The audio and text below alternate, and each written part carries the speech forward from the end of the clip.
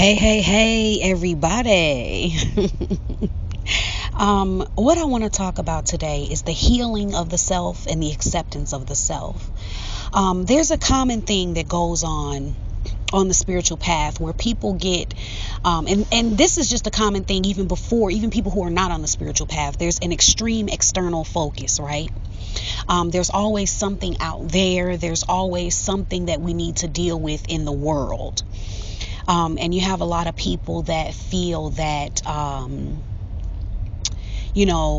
looking at the world and different things going on with government, politics, world crises, and different types of social and socioeconomic issues. And we feel that those things are what needs to be addressed. Okay, and hear me out, guys. Listen to the whole thing. Here's the thing about that. This is why that's not the answer. And that's why I'm going to explain to you why that's not what we need to be looking at just yet. Okay? People are neither good nor evil. Okay? They're like clay. They come into this world like clay. Okay? And would you say that clay was good or evil? Humans become what their environment and experiences assist them in becoming. Okay, they have maybe predispositions towards being a certain way, but then there is the environmental factors, okay, that create the things that need healing in us. So first of all, if we're going to accept ourselves fully, we have to be capable of fully facing ourselves, okay, to get out of the external focus and bring that focus inward. And I realize that a lot of people have trouble with that based on the fact that it's hard for them to accept things about themselves that they don't like or that they don't want to see. Our own evils, our own demons. Here's what you got to understand. Okay, you have to get rid of the judgment of you being good or evil, because here's the thing, even the evil in you, okay, hatred, bitterness, jealousy, anger, rage, whatever, okay, all of these things in you, they do not make you evil. See, here's the thing, every negative thing in you came from something that you experienced, usually deep pain. Okay, so it comes from an environmental factor of pain, and it caused you to, have these certain feelings or become this certain way, right? So when we talk about fixing the things in the world, when we talk about these evils coming from the environment, then people say, well, we need to change the environment. We need to fix the world. We need to fix the government. We need to fix this and that. But here's the problem with that, okay? The people have to fix themselves first. They have to deal with the effects of the environment, the effects of the government, the effects of all of these socioeconomic things. We have to deal with the effects of those things on us as individuals before we are prepared to face those issues externally. Okay, so when we say that, we just kind of we do this we just shadow over the fact that, okay, all of the things that are going on in the world and the experiences people have had, the brokenness that has been passed on from person to person, hurting people, hurting other people, and creating more hurting people. When we look at all of that, people tend to want to just overlook that and say people have no culpability. Individuals have no culpability. It's not their fault. They're not evil. It's not about whose fault it is. Okay, there is an environmental factor. It's their parents or people around them. It was the environment. It was the world they lived in. It was the government in some instances. It was, so many different things. It was their culture. It was so many different things that caused that. But until we deal with the fact that it's happened now, okay, you got people out here that are hurting, broken, and that's all of us. Okay, so we've all developed certain darknesses. We've all developed certain things from the things that we've experienced, okay, in some way. When we deal with that, then we're prepared.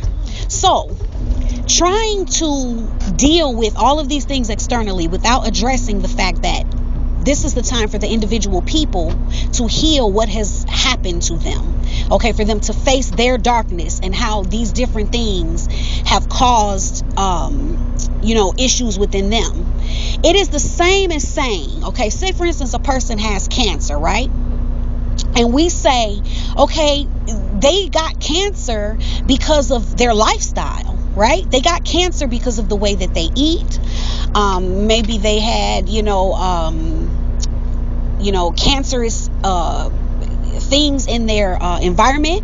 And so we say we're going to move them into another environment. We're going to change these external factors, right? We're going to change the things that cause the cancer. That person is still going to die. And because we didn't deal with the cancer in them. So the answer is not to change the environment, because the environment is what caused the cancer. So this is the backwards thinking that, is going on in the world, where it's like we need to fix the world. And we're ignoring the fact that no, the people right now need to be fixed. Okay, so we get rid of the cancer in the person first, and then we say now we need to change the environment that we don't recreate this cancer. But we don't change the environment and leave the cancer in the person.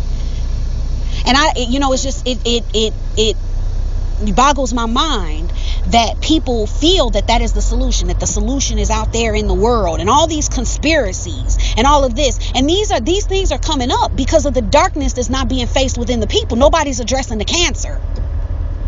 Nobody's addressing that everybody is affected and everybody needs healing. And it's something off and wrong and needing nurturing within all of us. No exceptions. So it's not about continuing to harbor this darkness by saying, oh, there's nothing wrong with the people. We're not evil. It's them. And we're not wrong. We didn't, get away from that.